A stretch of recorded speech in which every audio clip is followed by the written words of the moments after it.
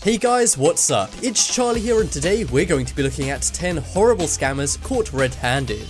Our world is full of two things, people and money. And with that comes a lot of people who want to take advantage of you and your hard-earned cash. Today we'll look at 10 times justice was served to these nasty scammers, and hopefully help you avoid getting caught out by any of these scams yourself. So leave a like and subscribe, and comment I subscribed and I'll try to reply.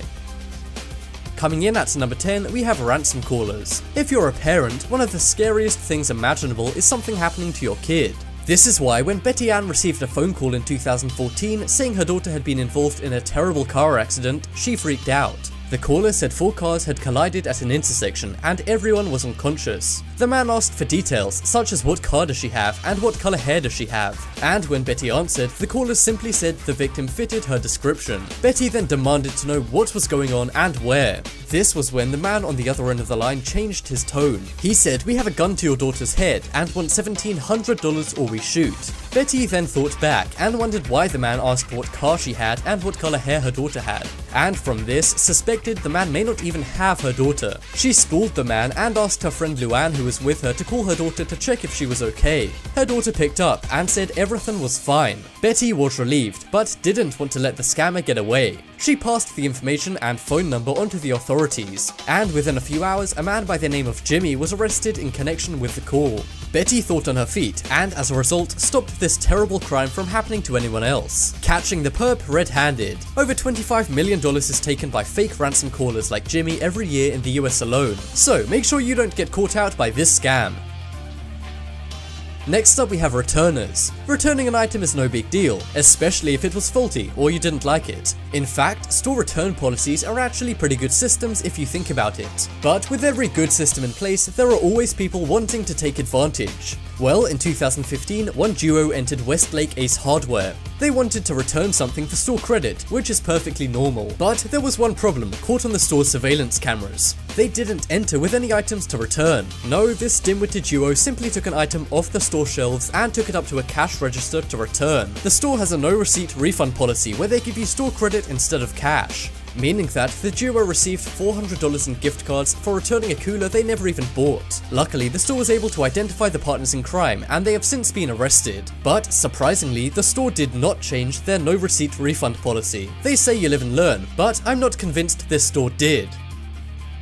Next up is dashcam scammer. Insurance scams are a very common and profitable scam. Some say it's a victimless crime as only the multi-billion-dollar insurance companies have to pay out. Well, not always. Sometimes it can hurt the person who has allegedly caused damage to the person who wants the insurance money. Take this video for example. A pickup truck clearly drives into the side of another larger truck, scratching the pickup truck. The pickup truck then speeds ahead and quickly slows down, stopping the large truck. The pickup truck man hops out with a phone in hand, not even hiding what he's trying to do. But his tone changes when the man in the large truck says the scam has been recorded on his dash cam. Instant justice is then served as cop cars pull up and take care of the obvious fraud. We're glad this guy is off the roads. Next up is fake homeless. Being homeless is one of the most desperate times in some people's lives, and millions are given away every year by passers-by to the homeless. And rightfully so, they need it. Well, it takes a special kind of person to try and use these poor people's situation for their own personal gain. This man was spotted begging on the streets of California, when one man who goes by Jack Vale suspected the man wasn't really homeless. Lo and behold, after receiving the money from people on the streets, he hopped into his flashy car and drove home. Jack followed the man to his house and confronted him. The man seemed embarrassed and regretted the scam, but should he be forgiven? We're not so sure. What do you think?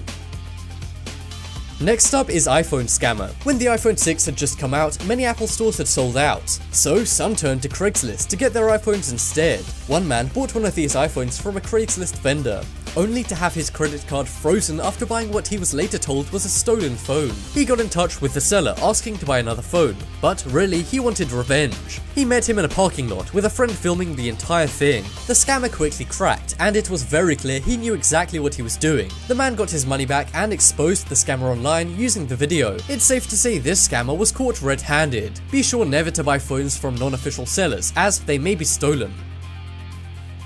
Next up is Teen Wolf of Wall Street. We all know the movie The Wolf of Wall Street, where Jordan Belfort embezzles and scams investors out of their money. Well, this 18-year-old named Cole Bartiromo rivals Belfort's scams. He got people to invest in his scam and caused them to lose all of their money while he gained it all. Cole used the same penny stock dumping method which was used in The Wolf of Wall Street. He made millions of dollars from defrauding people and soon became a news item. He's been investigated by the FBI various times and has even been held at gunpoint before. Eventually, he was arrested leaving a bank, caught red-handed. He makes no apologies and says his victims are simple people. While they may be ill-informed, it's still not okay to take advantage of gullible people who don't have a lot of money. Next up is Express Lube. I'm sure we've all gone to get our oil changed in our cars before and paid the hefty price. But what exactly are we paying for? Those quick oil change garages are known for their shoddy work, but one oil change stop in Atlanta called Express Lube really takes the cake. They literally charged their customers for nothing. It was uncovered they were asking their customers to pay a hefty price for an oil change, but they didn't do anything to the car, let alone change the oil. Make sure you avoid these bad oil change places, or you yourself could become a victim of a scam. Next up is home repair. One group scammers love to target is the elderly. They seem to see them as easy targets, as they are often easier to confuse, and sometimes even have mental issues like dementia. Well, this is exactly what one man named Dominic's 84-year-old mother has. One day she phoned a repair company to fix a broken doorknob, a process that would usually cost around $50. A man named Mark came to her house and sold her 2 doors she didn't need for $8,000. He manipulated and pressured her into the purchase, and even if she did really need it, it wouldn't cost anywhere near $8,000. Dominic confronted the dodgy salesman and got the money back from the scammer, catching Mark red-handed. Coming up next, we have credit card skimmer. Nowadays, not a lot of people carry cash, but one thing everybody carries is debit and credit cards. But with all the credit and debit cards out there, there is an equal amount of people trying to steal the card's information, and they do it surprisingly easily. Take these 2 men in Florida for example. They entered a convenience store acting like they just wanted to buy something. Once at the till, they distracted the clerk. Once she had turned away, one of them had slipped a credit card skimmer onto the card machine. These skimmers log all the information on the cards that use it, so the crooks can steal all the money in someone's account. Luckily, an eagle-eyed customer reported the skimmer to a clerk, and surveillance footage caught the scammers very clearly. Better luck next time, scammers. Next up is Traveler's Check. One thing you wouldn't think to steal is a haircut. Well, a few years back, salon owner Phoebe Miller accepted a $500 Traveler's Check, only to find out the check was a phony. The crook gave the check before their salon treatment was done. This caused Phoebe to be unsure how to deal with the fake check.